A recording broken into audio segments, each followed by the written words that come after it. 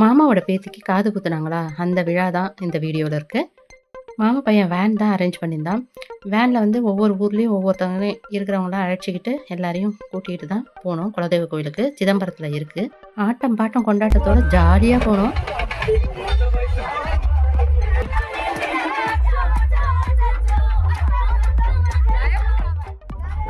இந்த குழந்தை தான் இந்த வீடியோட கதாநாயகி, எங்கள் மாமா பையனோட பொண்ணு.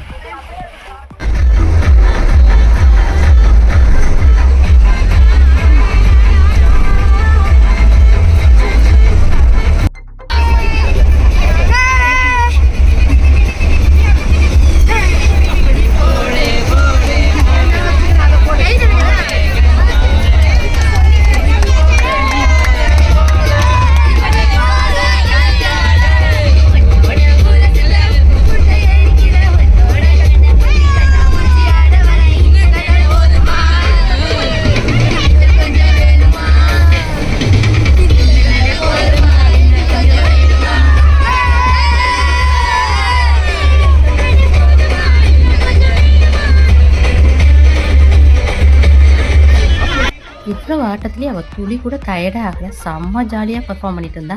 இப்படியே கோவில் வந்துடுச்சு. இந்த கோவில் வந்து சிதம்பரத்தில் கிள்ளை காளியம்மன் கோவில். இது அம்மாவோட குலதெய்வம் கூட. அம்மா வீட்டில் எல்லாருக்கும் குலதெய்வம். நானும் இது வரைக்கும் ஒரு தடவை தான் வந்திருக்கேன். ஆனால் இதோட அருமை பெருமைலாம் எனக்கு தெரியாது. சாதாரணமாக குலதெய்வம்னா எல்லாருக்கும் அவங்கவுங்களுக்கு தனிப்பட்ட குலதெய்வம் அப்படிங்கிற மாதிரி தான் நானும் கோவிலுக்குள்ளே வந்தாச்சு. வந்தது கோவில் வந்து நல்ல பிரம்மாண்டமாக இருந்தது. சரி, நாங்கள் ட்ரைபாட்லாம் எடுத்துகிட்டு இருந்தோம். கோயில் நல்லா பெருசாக இருக்குது, ட்ரைபாட்லாம் வச்சு சூப்பராக ஷூட் பண்ணலாம் அப்படின்னு சொல்லிட்டு வந்தோம். நாங்கள் காலையிலே வந்துட்டதுனால கூட்டம் ரொம்பவே கம்மியாக இருந்தது. காலை டிஃபன் வந்து கோவில்லே வந்து மாமா பையன் அரேஞ்ச் பண்ணியிருந்தான். அதனால் அங்கேயே வச்சு எல்லாருக்கும் சாப்பாடு கொடுத்தாச்சு. காலை டிஃபன் முடிஞ்சிருச்சு.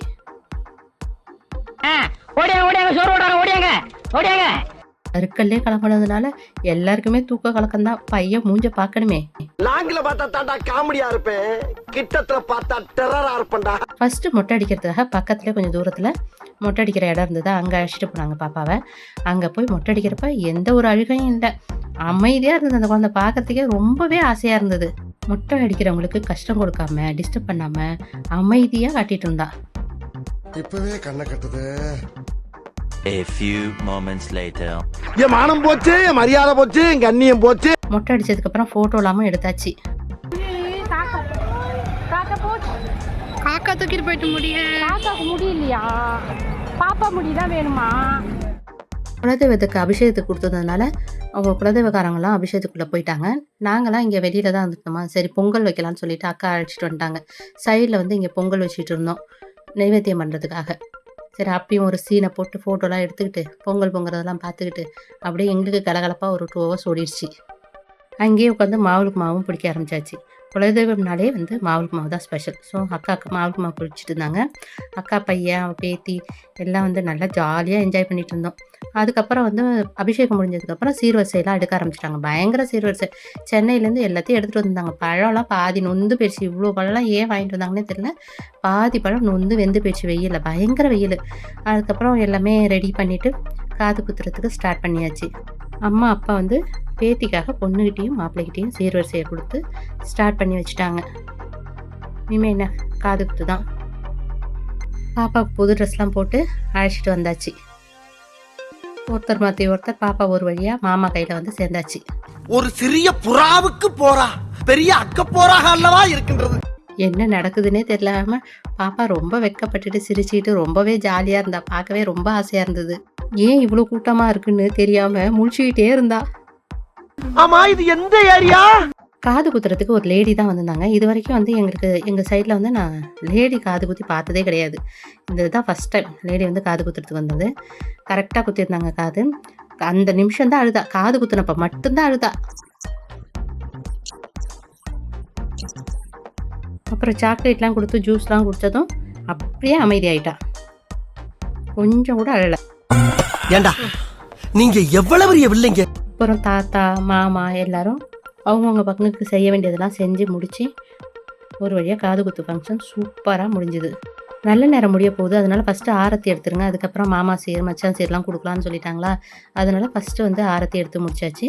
அதுக்கப்புறம் தான் ஒவ்வொருத்தவங்களும் கொடுக்க வேண்டிய சீர்வரிசையெல்லாம் கொடுத்துக்கிட்டு இருந்தாங்க. அடுத்தது இன்னொரு மாமா பையனுக்கும் சரி அந்த இடத்துல அவங்களுக்கும் குலதெய்வம் இதுதான். அதனால அப்படியே அவனுக்கும் காது குத்தியாச்சு. அதுக்கப்புறம் சாப்பிட்றதுக்காக ஒரு ஹால் புக் பண்ணியிருந்தாங்களா, அந்த ஹாலுக்கு வந்தாச்சு. இங்கே வந்து இது என்னோட அக்கா பேத்தி. செம்மத்தாக இருந்தது இதுவும். நிறைய சின்ன குழந்தைங்க எங்கள் சைடு இப்போ. அப்புறம் வந்து சாப்பிட்றதுக்காக பலகாரங்கிற ஹோட்டலுக்கு வந்தோம். சாப்பாடு செம்ம சூப்பராக இருந்தது. ஒரு இதை கூட நம்ம வந்து வேஸ்ட்டும் பண்ணலை நாங்கள். அதே சமயம் ஸ்கிப்பும் பண்ணலை. எல்லாத்தையும் ஃபுல்லாக சாப்பிட்டுட்டு திருப்தியாக சாப்பிட்டுட்டு வந்துட்டோம் அந்த ஹாலுக்கு மறுபடியும். என்ன ஒரு ஆனந்தம் அந்த கரடி முஞ்சனுக்கு.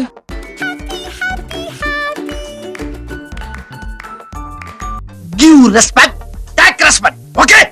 நாங்கள் வந்து அந்த ஹாலுக்கு வந்ததுக்கப்புறம் தான் படம்லாம் வச்சு கொடுத்தோம் சாப்பிட்டுட்டு வந்துட்டு. அதுவும் கொஞ்சம் ஃபன்னாக தான் இருந்தது. சட்டை கிழிஞ்சிருக்கு. சண்டைனா சட்டை கிளியத்தாயா செய்ய. சண்டையில கிளியாத சட்டை எங்க இருக்கு? தம்பி பாப்பு